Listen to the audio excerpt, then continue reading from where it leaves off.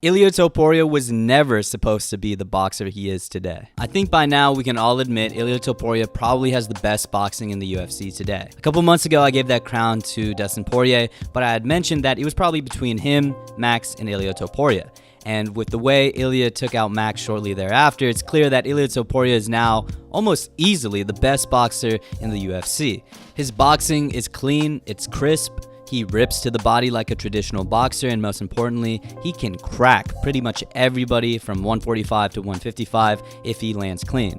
And the crazy thing is, the best boxer in the UFC today was never supposed to be this good at boxing. The guy all his life was a grappler, starting with Greco-Roman and then going to Jiu-Jitsu, and didn't even have a boxing style until his second fight in the UFC. What's crazy is that in Ilia's first 7 professional MMA fights, they ended in submission, and just a couple years later, he's knocking out some of the best strikers we've ever seen in MMA. I don't think people are talking about how insane this transformation is and how impressive this stylistic 180 has been for Ilia Topuria.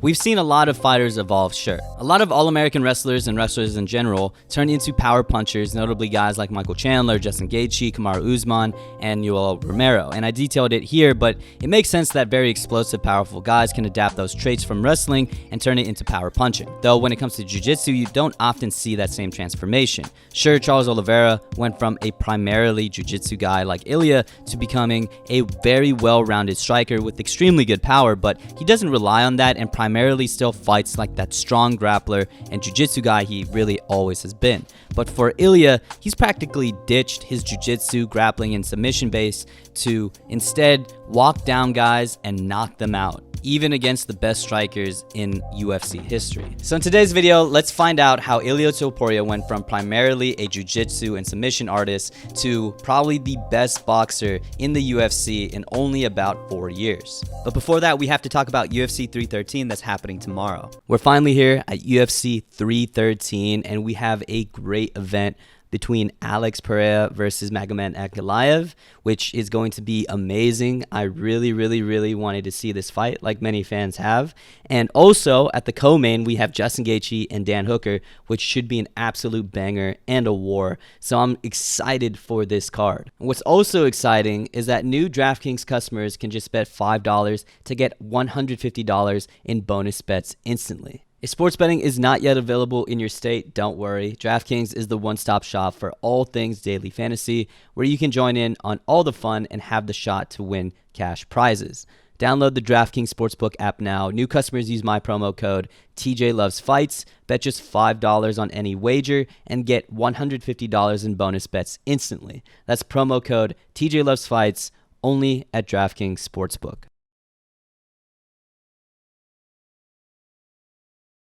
So let's start with his original base. Ilia Topuria started training combat sports in Georgia when he was very young, and because of the culture in the Caucasus Mountains region, it had to be wrestling, specifically Greco-Roman wrestling. Then he moved to Spain, and because of a lack of Greco-Roman wrestling in Spain, he had to transition to more of a jiu-jitsu base in terms of grappling, as that was the only form of grappling in the area.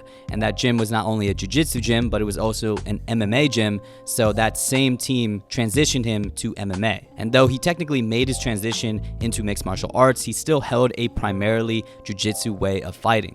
Like, look at his MMA debut. He had no idea what was going on in the striking department and was getting cooked on the feet in the first couple of seconds of this match until he finally got it to the ground, got into his element, and relentlessly chased a finish and transitioned well, eventually submitting his opponent in round 1 with a triangle. And that's pretty much how all his fights went.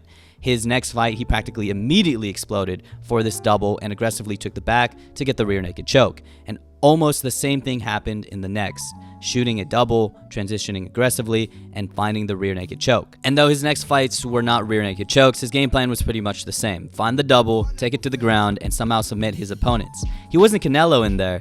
For his first 7 fights in professional MMA, Ilia Topuria was Khamzat Chimaev in there. In those first 7 fights, Ilia Topuria submitted his opponents in round 1, and 6 of them, with the sole fight not being finished in the first, being finished in the second. When I was watching his fights, it felt like I was watching an entirely different fighter. This wasn't one of the best boxers in MMA. This was a submission artist that only seeked to finish things on the ground, and he did so very quickly. In his last MMA fight before entering the UFC, we did see a flash of what Ilia Topuria would become as he flatlined his opponent here with a gigantic right hand, but that was only after he couldn't get the submission here. That KO was great, but that was a huge outlier in Ilia Topuria's career before the UFC, and no one thought that that fight would have changed Ilia's style just yet. Not even Ilia Topuria in his debut, as he would go back to the basics. Ilia Topuria would make his debut against another good and young prospect, Youssef Zalal, and this fight would change everything for Ilia Topuria. He started this fight like any other. He stalked Zalal and moved forward until he found his way into a double attempt. Zalal stuffed it, and they had a brief battle in the clinch on the cage until Ilia brought out his Greco-Roman and beautifully suplexed Zalal to the ground.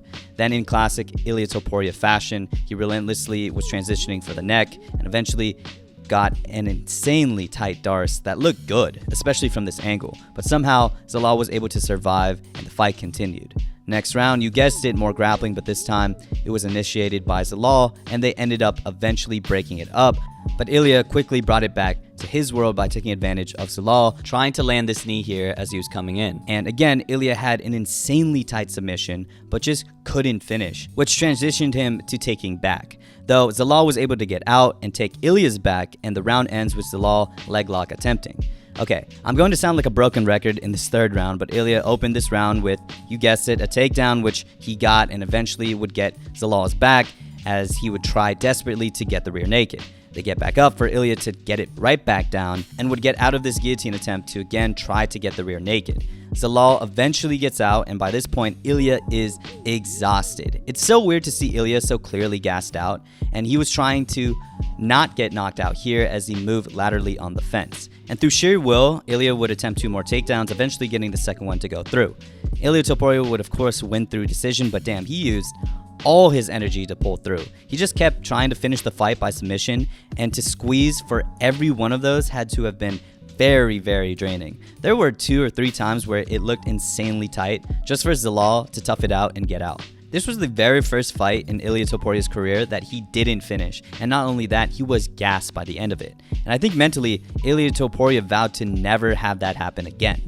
Not only did Ilia Topuria become an insanely good boxer, his next 4 fights wouldn't even see a decision. He brutally knocked out Damon Jackson in his next fight with his patented left hook to heavy right hand to the top. He knocked out jiu-jitsu nerd Ryan Hall in the first by following him to the ground with giant punches. He overcame a nasty head kick by Jai Herbert at 155, and he would eventually finish this fight with a left hook down low to right hook to the dome. And then, even though his next fight ended in an arm triangle, it was really set up by Ilia Topuria beating the shit out of Bryce Mitchell to eventually get the submission.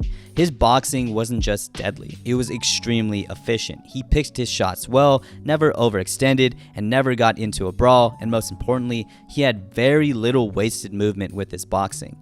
He just used his precision and God-given power to take guys out. He realized that instead of gassing out and chasing submissions like he did against Zalal, he could just take guys out in the first or second and not really break a sweat. And though his next fight with Josh Emmett didn't result in a finish, his boxing was so clean, and I think Joe Rogan put it best, there's just no fat on his punches. He systematically beat up Josh Emmett with his superior boxing and really didn't look tired at the end because of his efficiency. And the rest is just history. That all-time power would crack Volk for the belt and crack the previously unbreakable Max Holloway, which in my opinion crowned him the best boxer in the UFC. Which got me thinking, what if Ilia Topuria actually did get the submission on Youssef Zalal in his debut? What if Zalal wasn't tough enough to survive all those submission attempts? Would Ilia have continued to chase submissions? Would he be as good as he is today if he had a submission-first style? And would that have resulted in him still becoming champion? I think it's a very interesting question because in my opinion, that debut fight against Youssef Zalal and his inability to actually submit his opponent really drove him to becoming the boxer that he is today, especially the deadly and efficient boxer he is today. I don't know if he would have been as good as a submission artist as he is a boxer today. But anyways, what do you guys think about Ilia Topuria's transformation from submission artist to knockout artist? Do you think he's the best boxer in the UFC? Do you think that fight actually drove him to becoming such a deadly boxer? And what do you think is next for Ilia Topuria? I know I made a video a couple weeks ago about Ilia Topuria's move, but it's exciting to see such a deadly boxer with also grappling prowess potentially fighting Islam Makhachev. But again, thank you guys for watching and always supporting. I'll see you in the next one. Peace.